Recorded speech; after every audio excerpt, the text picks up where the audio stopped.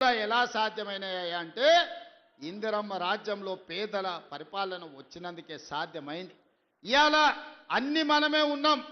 సర్పంచులు మనోళ్ళే ఉండ్రు, ఎమ్మెల్యేలు మనోళ్ళే ఉండ్రు, ఎమ్మెల్సీలు మనోళ్ళే ఉండ్రు, మంత్రులు మనమే ఉన్నాం, ప్రభుత్వం మనమే ఉన్నది. మరి ఏనైనా మన కాలనీలలో ఎవడన్నా అప్పి తప్పి బీఆర్ఎస్ వాడు కౌన్సిలరు కార్పొరేటరు అయితే ఇక వాడు మనకేమన్నా పని చేస్తాడా ఒకసారి ఆలోచన చేయండి. 10 ఏళ్ళు వాళ్ళే ఉన్నారు, 10 ఏళ్ళు పరిపాలన చేసిరు, మొత్తం తెలంగాణను దోసుకున్నారు, వేల కోట్ల రూపాయలు సంపాదించుకున్నారు.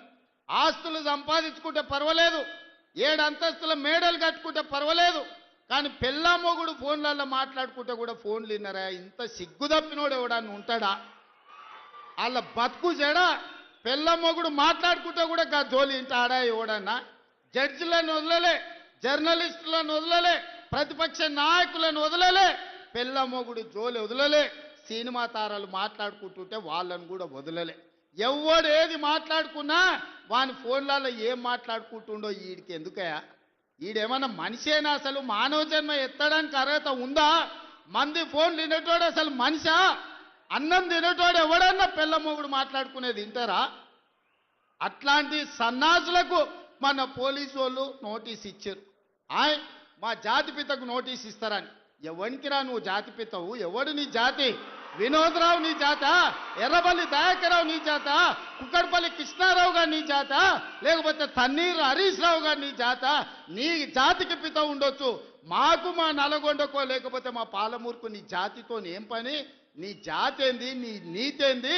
నీలాంటోడు జాతి పితయి పెళ్ళ మొగుడు జోలి పెట్టుకుంటే కూడా ఫోన్ లేనే సన్నాసి నువ్వు జాతి పితవంటే ఎవడన్నా ఉంటే ఆత్మహత్య చేసుకుంటాడు, బాయిలో దుంకి చచ్చిపోతారు. సిగ్గుతోని తల వంచుకోవాలి.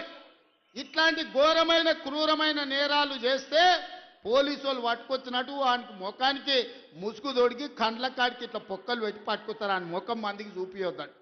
మన పోలీసు వాళ్ళు పిలిచినప్పుడు హరీష్ రావును కేటీఆర్ని అందరినీ ముఖానికి ముసుగు తొడిగి పట్టుకొచ్చేది ఉండే, లేకపోతే ముఖానికి మసి ఊసి పట్టుకొచ్చి పోలీసుల ముందర పెట్టేది ఉండే. పోలీసు వాళ్ళు మంచోళ్ళు కాబట్టి ఏమనలేదు. మా జాతిపితకు నోటీస్ ఇస్తావా? మా జాతిపితకు నోటీస్ ఇస్తే తెలంగాణ సమాజానికి అంత ఇచ్చినట్టే అంటాడు. అట్లనే అనుకుందాం. ఒకవేళ మీకు నోటీస్ ఇస్తే తెలంగాణ సమాజానికి ఇచ్చినట్టే అంటున్నావు కదా, మరి నీ జన్వాడలో ఉన్న ఫామ్ హౌస్ మా తెలంగాణ ప్రజలదా? నీకు నోటీస్ ఇస్తే మరి తెలంగాణ అందరికి ఇచ్చినట్టయితే నీకున్న ఎర్రవల్లి ఫామ్ హౌస్ తెలంగాణ సమాజం అందరికి ఇస్తావా? జన్వాడలో నీకున్న ఫామ్ హౌస్ అందరికి ఇస్తావా? మొయినాబాద్లో హరీష్ రావుకున్న ఫామ్ హౌస్లో అందరినీ రాణిస్తావా? మీ టీవీలు మీ పేపర్లు మాకు ఇస్తావా? వేల కోట్ల రూపాయలు తెలంగాణను కొల్లగొట్టిన దాంట్లో తెలంగాణ నిరుద్యోగులకేమని ఇస్తావా? ఎమ్మెల్యేలు, ఎమ్మెల్సీలు, రాజ్యసభలు, లోక్సభలు, మంత్రులు, ముఖ్యమంత్రి అన్ని మీరే తీసుకున్నావు. తెలంగాణ సమాజానికి ఇచ్చినవా? ఒక్క శ్రీకాంతాచారి తెలంగాణ కోసం ప్రాణత్యాగం చేస్తే శంకరమ్మ ఎక్కడుందో కూడా తెలియదు వాళ్ళ తల్లికి.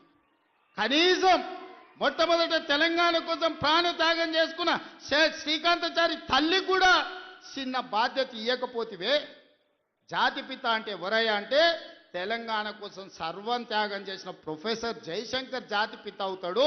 లేకపోతే ఆంధ్రప్రదేశ్లో పార్టీ చచ్చిపోయినా, తెలంగాణలో అధికారం కోల్పోయినా, కేంద్రంలో ప్రభుత్వం పోయినా పర్వాలేదు అని తెలంగాణ రాష్ట్రం ఇచ్చిన సోనియమ్మ తెలంగాణ తల్లి అయితే తప్ప నీలాంటి దోపిడీదారుడు, దొంగ, లుచ్చ నువ్వెట్లా జాతిపితమవుతావని నేను అడగదలుచుకున్న. మిర్యాలగూడ నుంచి సిగ్గులేని మాటలు మాట్లాడతారు.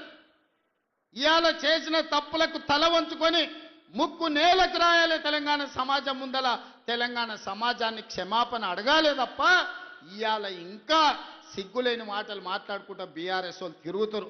ఇక ఈడ కూడా మీ దగ్గర ఒక ఆయన ఉన్నాడు, నక్క చిత్తుల భాస్కర్ రావు అని.